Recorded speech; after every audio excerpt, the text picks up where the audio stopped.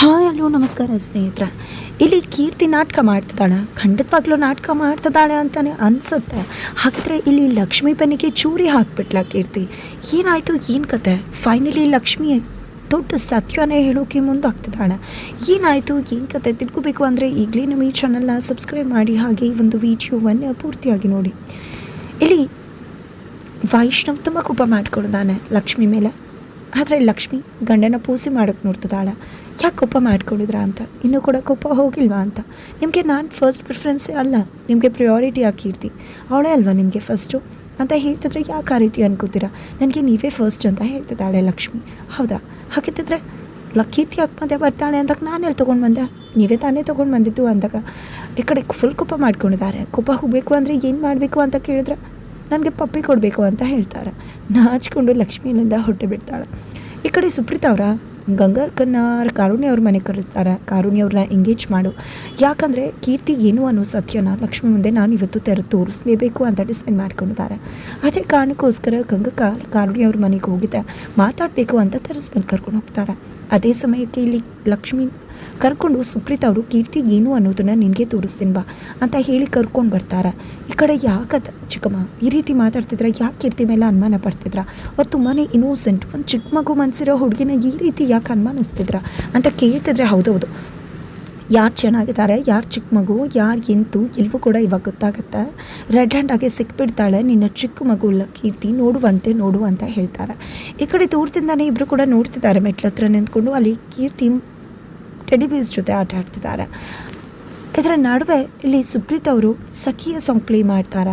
ಸಖಿಯ song play ಆಗ್ತಾ ಇದ್ರು ಕೂಡ ಈ ಕಡೆ ಕೀರ್ತಿ ಆ ಒಂದು ಬೊಂಬೆಗಳ ಜೊತೆ ಆಟ ಆಡ್ತಾನೆ ಇರ್ತಾಳೆ. ಈ ಕಡೆ ಸುಪ್ರೀತ್ ಅವ್ರಿಗೆ ತಲೆ ಕೆಟ್ಟೋಗ್ತದೆ, ಏನಪ್ಪ ಅದು ಕೀರ್ತಿ ಯಾಕೆ ರಿಯಾಕ್ಟ್ ಮಾಡ್ತಿಲ್ಲ ಅಂತ. ಈ ಕಡೆ ಲಕ್ಷ್ಮಿ ಕೂಡ ನೋಡಿದ್ರ, ಪಾಪ ಕೀರ್ತಿ ಅವ್ರ ಬಗ್ಗೆ ಈ ರೀತಿಯೆಲ್ಲ ಮಾತಾಡಿ ಅನುಮಾನ ಪಟ್ರಲ್ಲ, ಈಗಲಾದರೂ ಏನು ಅಂತ ಗೊತ್ತಾಯ್ತಾ ಚಿಕ್ಕಮ್ಮ ಅಂತ ಹೇಳಿ ಇಲ್ಲಿ ಲಕ್ಷ್ಮಿ ಹೊರಡಬೇಕು. ಅಷ್ಟರಲ್ಲಿ ಸುಪ್ರೀತ್ ಅವರೇ ಲಕ್ಷ್ಮಿನ ತಡೆದು ಹಿಂದಕ್ಕೆ ಕರೆದು ತೋರಿಸ್ತಾರೆ. ಅಲ್ಲಿ ಕೀರ್ತಿ ಡ್ಯಾನ್ಸ್ ಮಾಡ್ತಿದ್ದಾಳೆ. ಓ ಮೈ ಗಾಡ್, ಡ್ಯಾನ್ಸ್ ಮಾಡ್ತಿದ್ದಾಳೆ, ಸಖಿಯ ಸಾಂಗ್ ಸ್ಟೆಪ್ಸ್ನ ಮಾಡ್ತಿದ್ದಾಳೆ. ಈ ಕಡೆ ಲಕ್ಷ್ಮಿ ಸುಪ್ರೀತಾಗೆ ಇಬ್ಬರಿಗೂ ಕೂಡ ಶಾಕ್ ಆಗುತ್ತೆ. ಬಿಕಾಸ್ ಇಲ್ಲಿ ಕೀರ್ತಿ ಸಖಿಯ ಡ್ಯಾನ್ಸ್ ಮಾಡೋಕ್ಕೆ ಶುರು ಮಾಡ್ಕೊಂಡೇ ಬಿಡ್ತಾಳೆ. ಈ ಕಡೆ ಪ್ರತಿ ಸ್ಟೆಪ್ಸ್ನ ಕೂಡ ಅದನ್ನೇ ಮಾಡ್ತಿದ್ದಾಳೆ. ಇದನ್ನು ನೋಡಿ ಲಕ್ಷ್ಮಿ ಮತ್ತು ಕೀರ್ತಿ ಇಬ್ಬರಿಗೂ ಕೂಡ ಶಾಕ್ ಆಗುತ್ತೆ ಸುಪ್ರೀತಾ ಅವ್ರಿಗೆ. ಈ ಕಡೆ ಸುಪ್ರೀತಾ ಅವ್ರಿಗೆ ಗೊತ್ತಾಯ್ತಾ, ಲಕ್ಷ್ಮಿ ಈಗಲಾದರೂ ನೀನು ಪುಟ್ಟ ಮಗು ಯಾವ ರೀತಿ ಡ್ಯಾನ್ಸ್ ಮಾಡ್ತಿದೆ ಅಂತ ನೋಡಿದ್ಯಾ, ಈಗಲಾದರೂ ಗೊತ್ತಾಯ್ತಾ ಕೀರ್ತಿ ಡ್ರಾಮಾ ಮಾಡ್ತಿದ್ದಾಳೆ ಅಂತ ಹೇಳ್ತಿದ್ದಾಗೆ ಈ ಕಡೆ ಮಗದೊಮ್ಮೆ ನೋಡಿದ್ರೆ ಆಲ್ರೆಡಿ ಆ ಒಂದು ಬೊಂಬೆ ಇಟ್ಕೊಂಡು ಡ್ಯಾನ್ಸ್ ಮಾಡ್ತಿದ್ದಾಳೆ ಕೀರ್ತಿ. ನೋಡಿ ಪಾಪ ಅವಳು ಆಟ ಆಡ್ತಿದ್ದಾಳೆ. ಆ ರೀತಿ ಇರೋರ ಬಗ್ಗೆ ಈ ರೀತಿ ಯಾಕೆ ಅನುಮಾನ ಪಡ್ತಿದ್ರೆ, ಏನಾಗಿದೆ ನಮಗೆ? ಸುಮ್ಮನೆ ಇನ್ನೊಂದು ಸತಿ ಈ ರೀತಿ ಯಾವುದೇ ಕಾರಣಕ್ಕೂ ಅನುಮಾನ ಪಡಬೇಡಿ ಅಂತಂದರೆ ಮೇಲ್ಗಡೆ ಟೆರೆಸ್ ಮೇಲೆ ಕಾರುಣ್ಯವ್ರನ್ನ ಕರ್ಕೊಂಡು ಹೋಗಿ ಗಂಗಕ್ಕ ಎಂಗೇಜ್ ಮಾಡ್ತಿದ್ದಾರೆ, ಯಾವುದೇ ಕಾರಣಕ್ಕೂ ಕೆಳಗಡೆ ಹೋಗ್ತಿರೋ ಹಾಗೆ. ಈ ಕಡೆ ಪಾಪ ಕೀರ್ತಿ ಅವ್ರನ್ನ ನೋಡಿದರೆ ತುಂಬ ಬೇಜಾರಾಗುತ್ತೆ. ಪಾಪ ಅವ್ರನ್ನ ಒಳ್ಳೆ ಹಾಸ್ಪಿಟ್ಲಿಗೆ ಕರ್ಕೊಂಡು ಹೋಗಿ ಟ್ರೀಟ್ಮೆಂಟ್ ಕೊಡಿಸಿ ನಿಜವಾಗ್ಲೂ ಅವರು ಗುಣ ಆಗಬಹುದು ಅಂತಿದ್ರೆ, ಹೌದು ಗಂಗಾ ಖಂಡಿತವಾಗ್ಲೂ ನಾನು ಕೆಳಗಡೆ ಹೋಗ್ತೀನಿ, ಪಾಪ ಕೀರ್ತಿ ಒಬ್ಬಳೇ ಇದ್ದಾಳೆ ಅಂತ ಕಾರುಣ್ಯವ್ರು ಹೇಳ್ತಿದ್ರೆ, ಇನ್ನೂ ಕೂಡ ನನ್ನ ಮಾತನ್ನೇ ಕೇಳಿಸ್ಕೊಳ್ದೆ ಪೂರ್ತಿ ಹೋಗ್ತಿದ್ರಲ್ಲ ನೀವು. ಅದಕ್ಕೂ ಮುನ್ನ ನಮ್ಮ ಕಡೆ ನಾಟಿ ಔಷಧಿ ಕೊಡೋರು ತುಂಬ ಚೆನ್ನಾಗಿ ನಾಟಿ ಔಷಧಿ ಕೊಡ್ತಾರೆ ನಮ್ಮ ಊರ ಕಡೆ. ಅಲ್ಲಿಗೆ ಬಂದರೂ ನೀವೇನಾದ್ರು ನಾಟಿ ಔಷಧಿನ ಕೀರ್ತಿ ಅಮ್ಮನಿಗೆ ಕೊಡಿಸಿದ್ರೆ ಖಂಡಿತವಾಗ್ಲೂ ಕೀರ್ತಿಯಮ್ಮ ಬೇಗ ಅಂದರೆ ಬೇಗ ಹುಷಾರಾಗ್ತಾರೆ ಅಂದಾಗ, ಸರಿ ಆಯಿತು ಅದನ್ನೇ ಮಾಡೋಣವಂತೆ ಅಂತ ಹೇಳ್ತಿದ್ದಾರೆ. ಅಯ್ಯೋ ಏನಪ್ಪ ಮಾಡಲಿ, ಇವ್ರನ್ನ ಒಂದು ವಿಷಯ ಎತ್ಕೊಂಡು ಎಂಗೇಜ್ ಮಾಡೋಕ್ಕೆ ಆಗ್ತಿಲ್ವಲ್ಲ ನನ್ನ ಕೈಯಿಂದ ಅನ್ಕೋತಿದ್ದಾರೆ.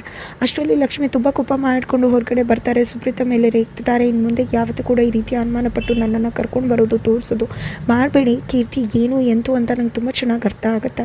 ಅವ್ರು ಯಾಕೆ ನಾಟಕ ಮಾಡೋ ಅವಶ್ಯಕತೆ ಅವ್ರಿಗೇನಿದೆ ಅಂತ ಜೋರಾಗಿ ಕಿರ್ಚ್ತಾ ಇದ್ರೆ ಕಾರುಣ್ಯ ಗಂಗಾ ಕಾಲಕ್ಕೆ ಬರ್ತಾರೆ. ಏನಾಯಿತು ಲಕ್ಷ್ಮಿ ನೀವಿಲ್ಲಿ ಹೇಗೆ ಅಂತ ಕೇಳ್ತಿದ್ದಾರೆ. ಯಾಕೆ ಬಂದಿತ್ತು ಅಂತ ಕೇಳ್ತಿದ್ದಾಗೆ ಈ ಕಡೆ ಕೀರ್ತಿ ಬರ್ತಾಳೆ, ಲಚ್ಚಿ ಅಂತ ಹೇಳಿ ಅಪ್ಕೋತಾಳೆ. ಲಚ್ಚಿ ಯಾವಾಗ ಬಂದೆ ನೀನು? ನಿಜವಾಗಿ ಗೊತ್ತಾ, ನಾನು ಒಬ್ಬಳೇ ಆಟ ಆಡ್ತಿದ್ದೆ, ಆಗ ಒಂದು ಸಾಂಗ್ ಪ್ಲೇ ಆಯಿತು, ಸಾಂಗ್ ತುಂಬ ಚೆನ್ನಾಗಿತ್ತು, ನಾನು ಅದ್ರ ಜೊತೆ ಡ್ಯಾನ್ಸ್ ಮಾಡೋಕ್ಕೆ ಶುರು ಮಾಡಿದೆ, ಸಾಂಗ್ ನೀನು ಪ್ಲೇ ಮಾಡಿದ್ಯಾ ಅಂತ ಕೇಳ್ತಿದ್ರೆ ಈ ಕಡೆ ಸುಪ್ರೀತಾ ಕಡೆ ನೋಡ್ತಿದ್ದಾಳೆ ಲಕ್ಷ್ಮಿ. ಅಮ್ಮ ನೀನು ಮಾಡಿದ್ಯಾ ಮಾಮ್ ಅಂತ ಕೇಳಿದಾಗ ಮಾಮ್ ಕೂಡ ಎಲ್ಲ ಅಂತಾರೆ. ಯಾವ ಸಾಂಗ್ ಬೇಬಿ ಅಂದಾಗ, ಸಖಿಯೇ ಸಾಂಗ್ ಅಷ್ಟೇ ನನಗೆ ಗೊತ್ತಿರೋದು ಅಂತ ಕೀರ್ತಿ ಹೇಳ್ತಿದ್ದಾಗೆ ಸುಪ್ರೀತಾ ಕಡೆ ನೋಡ್ತಿದ್ದಾರೆ ಕಾರುಣ್ಯ ಅವರು. ಈ ಕಡೆ ಸುಪ್ರೀತಾ ಆಂಟಿ ನೀವಾ ಮಾಡಿದ್ದು ಅಂತಿದ್ದಾಗೆ ಈ ಕಡೆ ಅವರು ತಲೆ ತಗ್ಸ್ತಾರೆ. ತುಂಬ ನಾಟಕ ಮಾಡಬೇಡ, ನಿನ್ನ ನಾಟಕ ಏನು ಅಂತ ನಂಗೆ ತುಂಬ ಚೆನ್ನಾಗಿ ಗೊತ್ತು ಅಂತ ಹೇಳ್ತಿದ್ದಾರೆ. ಯಾಕೆ ಚಿಕ್ಕಮ್ಮ ಈ ರೀತಿ ಮಾತಾಡ್ತಿದ್ದಾರೆ, ದಯವಿಟ್ಟು ಇನ್ನು ಮುಂದೆ ಯಾವುದೇ ಕಾರಣಕ್ಕೂ ನಾಟಕ ಗಿಟ್ಕ ಅನ್ಬೇಡಿ. ಅವ್ರಿಗೆ ನಾಟಕ ಮಾಡುವ ಅವಶ್ಯಕತೆ ಇಲ್ಲ. ಇನ್ನು ಮುಂದೆ ಈ ರೀತಿ ಕೀರ್ತಿ ಮೇಲೆ ಅನುಮಾನ ಪಡೋದು, ನನ್ನ ಕರ್ಕೊಂಡು ಬಂದು ತೋರಿಸ್ತೀನಿ ಅನ್ನೋದು ಇದನ್ನು ಕೂಡ ಮಾಡೋಕ್ಕೆ ಹೋಗಬೇಡಿ. ನಾನು ಕೀರ್ತಿನ ಪರಿಪೂರ್ಣವಾಗಿ ನಂಬ್ತೀನಿ ಅಂತ ಲಕ್ಷ್ಮಿ ಹೇಳ್ತಾರೆ. ಬಟ್ ಇದು ಎಲ್ಲವನ್ನೂ ಕೂಡ ಹೊರಗಡೆಯಿಂದ ಚಿಂಗಾರಿ ಕೇಳಿಸ್ಕೊತಿದ್ದಾರೆ. ಖಂಡಿತ ಕೀರ್ತಿಗೆ ಅಬ್ನಾರ್ಮಲ್ ಅನ್ನೋದಂತೂ ಗೊತ್ತಾಗ್ತದೆ, ಬಟ್ ಇನ್ನೇನೋ ಇದೆ, ಇವತ್ತಂತೂ ಖಂಡಿತ ತಿಳ್ಕೊಳ್ಳೇಬೇಕು ಅಂತ ಹೇಳಿ ಅಂದ್ಕೊಂಡಿದ್ದೆ. ನನ್ನ ಕೈ ಚೊಳ್ಕ ಇವತ್ತು ತೋರಿಸ್ತೀನಿ ಅಂತ ಅನ್ಕೋತಾರೆ. ನಂತರ ಆ ಕಡೆ ಕಾವೇರಿಯವರಂತೂ ಪುಷ್ಪ ಹತ್ರ ಹೋಗಿದ್ದೆ, ಮತ್ತು ನಮ್ಮನ್ನ ಯಾವಾಗ ಹೊರಗಡೆ ಕರ್ಕೊಂಡು ಹೋಗ್ತಾರೆ ಅಂತ ಕೇಳ್ತಿದ್ರೆ, ಕರ್ಕೊಂಡು ಹೋಗ್ತಾರೆ ಯಾವಾಗಾದರೂ ಅಂದಾಗ, ಯಾವಾಗ ಇರ್ಬೋದು ಅಂದಾಗ ನಾಳೆನೇ ಕರ್ಕೊಂಡು ಹೋಗ್ತಾರೆ ಅಂತಾರೆ. ಕಾವೇರಿಗೆ ಎಲ್ಲಿ ಖುಷಿ ಆಗಿಬಿಡುತ್ತೆ. ಹಾಗಾದರೆ ನಾಳೆ ಮತ್ತೆ ನಾನು ರಿಟ್ರೀಟ್ ಸೆಂಟರ್ಗೆ ಹೋಗ್ಬೋದಾ ಅಂತ. ಅದೇ ಸೆಂಟರ್ಗೆ ಕರ್ಕೊಂಡು ಹೋಗೋದಿಲ್ಲ, ಎಲ್ಲಿ ಕರ್ಕೊಂಡು ಹೋದ್ರು ಅಲ್ಲಿ ಕರ್ಕೊಂಡು ಹೋಗೋದು ಬಿಟ್ಟು ಬೇರೆ ಸೆಂಟರ್ಗೆ ಯಾವಾಗಲೂ ಕರ್ಕೊಂಡು ಹೋಗೋದು ಅಂದಾಗ, ಹೌದಾ ಯಾಕೆ ನೀನು ಆ ಸೆಂಟರ್ಗೆ ಹೋಗಬೇಕು ಅಂದಾಗ, ನೆಮ್ಮದಿ ಸೆಂಟರ್ ನಂಗೆ ತುಂಬಾ ಇಷ್ಟ ಆಯಿತು. ನನಗೆ ನಿಜ ಹೇಳಬೇಕು ಅಂದರೆ ಹೊರಗಡೆ ಹೋಗೋದಕ್ಕೆ ಇಷ್ಟ. ಎಷ್ಟು ಅಂತ ಒಳಗಡೆ ಇರೋಕ್ಕಾಗುತ್ತೆ, ಹೊರಗಡೆ ಕೂಡ ಹೋಗ್ಬೋದಲ್ವ, ಅದಕ್ಕೋಸ್ಕರನೇ ಹೊರಗಡೆ ಹೋಗೋದಂದರೆ ಇಷ್ಟ, ಅದಕ್ಕೋಸ್ಕರ ಕೇಳ್ತಿದ್ದೀನಿ ಅಂತ ಹೇಳ್ತಾರೆ. ಈ ಕಡೆ ಕಾವೇರಿಯವರು ಬೇರೆ ಸೆಂಟರ್ಗೆ ಯಾಕೆ ಕರ್ಕೊಂಡು ಹೋಗ್ತಾರೆ, ಅದಕ್ಕೆ ಕರ್ಕೊಂಡು ಹೋಗಬೇಕು ಅಂದರೆ ಏನು ಮಾಡಬೇಕು ಅಂದಾಗ, ಯಾವುದೇ ಕಾರಣಕ್ಕೂ ಕರ್ಕೊಂಡು ಹೋಗೋದಿಲ್ಲ, ಚೆನ್ನಮ್ಮ ಮನಸ್ಸು ಮಾಡಿದ್ರೆ ಅದು ಸಾಧ್ಯ ಆಗುತ್ತೆ ಅಂತ ಪುಷ್ಪ ಹೇಳ್ತಿದ್ದಾಗ, ಈ ಕಡೆ ಕಾವೇರಿ ಚೆನ್ನಮ್ಮನ ಪೂಸಿ ಹೊಡೆದು ಅದೇ ಸೆಂಟರ್ಗೆ ಕರ್ಕೊಂಡು ಹೋಗೋಕೆ ಮಾಡಬೇಕು. ಹಾಗಾಗಿ ಚೆನ್ನಮ್ಮನ ಮುಂದೆ ಕೈ ಕಟ್ಟಿ ಬಾಯಿ ಮುಚ್ಚಿ ನಿಂತ್ಕೊಳ್ತಕ್ಕಂಥ ಪರಿಸ್ಥಿತಿ ಬಂದಿದೆ. ತನ್ನ ಕೆಲಸ ಸಾಧಿಸ್ಕೊಳ್ಳೋಕ್ಕೆ ಯಾರು ಕೈಕಾಲು ಬೇಕಾದರೂ ಹಿಡಿತಕ್ಕಂಥ ಕಾವೇರಿ ಇವತ್ತು ಚೆನ್ನಮ್ಮನ ಕೈಕಾಲು ಹಿಡಿದ್ರೂ ಕೂಡ ಅದರಲ್ಲಿ ಆಶ್ಚರ್ಯ ಪಡಬೇಕಾಗಿಲ್ಲ ಅಂತಲೇ ಹೇಳ್ಬೋದು. ತದನಂತರ ಮನೆಗೆ ಬರ್ತಿದ್ದಾಗೆ ಈ ಕಡೆ ಲಕ್ಷ್ಮಿ ಅಂತೂ ತುಂಬ ಬೇಜಾರು ಮಾಡ್ಕೊಂಡಿದ್ದಾಳೆ. ಸುಪ್ರೀತಾ ಚಿಕ್ಕಮ್ಮ ಯಾಕೆ ಈ ರೀತಿ ನಡ್ಕೊತಿದ್ದಾರೆ, ಕೀರ್ತಿ ಮೇಲೆ ಯಾಕೆ ಡೌಟ್ ಪಡ್ತಿದ್ದಾರೆ ಅಂತ ಹೇಳಿ. ಅಷ್ಟರಲ್ಲಿ ವೈಷ್ಣವ್ ಬರ್ತಾನೆ, ಏನ್ರಿ ಇದು, ಎಲ್ರಿ ಮಾಯ ಆಗ್ತೀರಾ ನೀವು, ಏನೋ ಕೊಡ್ತೀನಿ ಅಂತ ಹೇಳಿ ಮಾಯ ಆಗೇ ಬಿಟ್ರಲ್ಲ, ಪ್ಲೀಸ್ ಕೊಡ್ರಿ ಅಂತ ಹೇಳ್ತಿದ್ರೆ ಸುಳ್ಳಿನ ಕೋಪ ಎಲ್ಲ ತೋರಿಸ್ತೀರಾ ನೀವು ಅಂತ ಹೇಳ್ತಿದ್ದಾಳೆ ಲಕ್ಷ್ಮಿ. ಹಾಗೆ ಇಲ್ಲಿ ಕಾಲಿಡ್ದು ವೈಷ್ಣವ್ಗೆ ಅಲ್ಲಿಂದ ಹೊರಟೆ ಬಿಡ್ತಾಳೆ. ನಂತರ ಡೈನಿಂಗ್ ಟೇಬಲ್ ಮೇಲೆ ಎಲ್ಲರೂ ಕೂಡ ಕುತ್ಕೊಂಡಿದ್ದಾರೆ. ಇಲ್ಲಿ ಸುಬ್ಬಿ ಅಂದರೆ ಚಿಂಗಾರಿ ಮಾಡಿರ್ತಕ್ಕಂಥ ಊಟನ ಎಲ್ಲರೂ ಕೂಡ ಹೊಗಳುತ್ತಿದ್ದಾರೆ, ತುಂಬ ಚೆನ್ನಾಗಿದೆ ಅಂತ. ಈ ಕಡೆ ಗಂಗಕ್ಕಂಗೆ ಉರ್ತೋಗ್ತಿದೆ, ನಾನೇ ಹೇಳ್ಕೊಟ್ಟಿದ್ದು ಅವಳಿಗೆ, ನಾನು ಹೇಳ್ದಂಗೆ ಮಾಡಿರೋದು ಅಷ್ಟೇ ಅಂದಾಗ, ಹೇಳ್ಕೊಟ್ಟವ್ರಾದರೂ ಕೈ ರುಚಿ ಬದಲಾಗತ್ತಲ್ವ.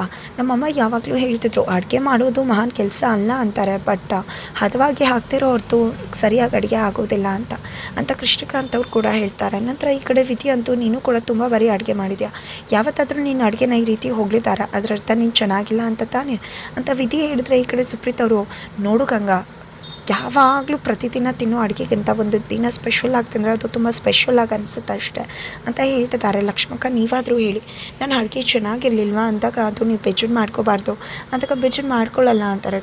ಕೋಪ ಮಾಡ್ಕೋಬಾರ್ದು, ಅಳಬಾರ್ದು ಅಂದಾಗ ಕೋಪ ಮಾಡ್ಕೊಳ್ಳಲ್ಲ, ಅಳಲ್ಲ ಅಂತಿದ್ರೆ ಅವೆಲ್ಲ ಕಟ್ಕೊಂಡು ಏನೂ ಮಾಡ್ಕೊಳ್ಳಲ್ಲ ಅಂದಮೇಲೆ ತಿಳ್ಕೊಂಡು ಏನು ಮಾಡಬೇಕಿತ್ತು ಗಂಗಾ ಅಂತ ಎಲ್ಲ ಕಾಲು ಎಳಿತಿದ್ದಾರೆ ಈ ಕಡೆ ಗಂಗಕ್ಕಂದ. ನಂತರ ಈ ಕಡೆ ವೈಷ್ಣವ ಎಲ್ಲಿ ಊಟ ಮಾಡೋಕ್ಕೆ ಬಂದಿಲ್ಲ ಅಂದಾಗ, ಅವರು ಬರೋದಿಲ್ವಂತೆ, ಅವ್ರು ಮ್ಯೂಸಿಕ್ ರೂಮಲ್ಲೇ ಇದ್ದಾರೆ, ಇವತ್ತು ಊಟ ಮಾಡಲ್ಲ ಅನಿಸುತ್ತೆ ಅಂತ ಲಕ್ಷ್ಮಿ ಹೇಳ್ತಾರೆ.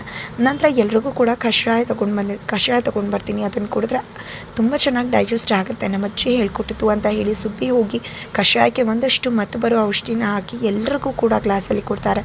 ಬಟ್ ಲಕ್ಷ್ಮಿಗೆ ಮಾತ್ರ ಕೊಡೋದಿಲ್ಲ. ಲಕ್ಷ್ಮಿ ನಿನಗೆ ಹೊಸದಾಗಿ ಮಾಡಿಕೊಡ್ತೀನಿ ಅಂತ ಹೇಳಿ ಈ ಕಡೆ ಅಡುಗೆ ಮನೆಗೆ ಹೋಗಿ ಈ ಕಡೆ ಲಕ್ಷ್ಮಿ ಕೂಡ ಪಾತ್ರೆ ತೊಳಿತಿರ್ತಾರೆ. ನಂತರ ಚಿಂಗಾರಿ ಬಂದಿದ್ದೆ, ಎಲ್ರಿಗೂ ಕೂಡ ಕೊಟ್ಟಾಯಿತು.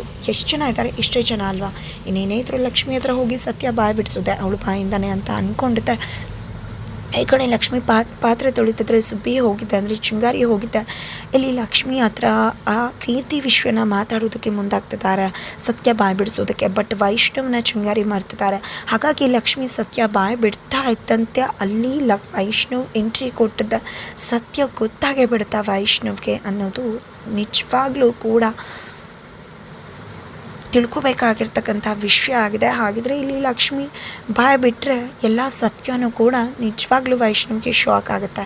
ವೈಷ್ಣವ್ಗೆ ಗೊತ್ತಾಗ್ತಿದ್ದಾಗೆ ಖಂಡಿತ ವೈಷ್ಣವ್ ಕೆಂಡಾಮಂಡಲ ಆಗಿ ಸಿಡಿದೇಳೋದಂತೂ ಶುದ್ಧ.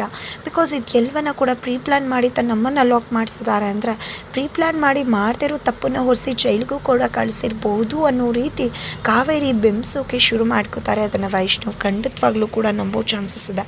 ಹಾಗಿದ್ರೆ ಇಲ್ಲಿ ಲಕ್ಷ್ಮಿ ತನ್ನ ಮಾಡಿರೋ ಎಲ್ಲ ಒಂದು ಮಹಾ ಸಂಚನ್ನು ಹೇಳೇ ಬಿಡ್ತಾರೆ. ಹೇಳಿದ ನಂತರ ಏನಾಗುತ್ತೆ, ಲಕ್ಷ್ಮೀ ವೈಷ್ಣವ್ ನೋಡು ದೊಡ್ಡ ಬಿರುಕೆ ಉದ್ಭವ ಆಗಿಬಿಡುತ್ತೆ. ಖಂಡಿತವಾಗ್ಲೂ ದೊಡ್ಡ ಬಿರುಕಂತೂ ಉದ್ಭವ ಆಗತ್ತೆ.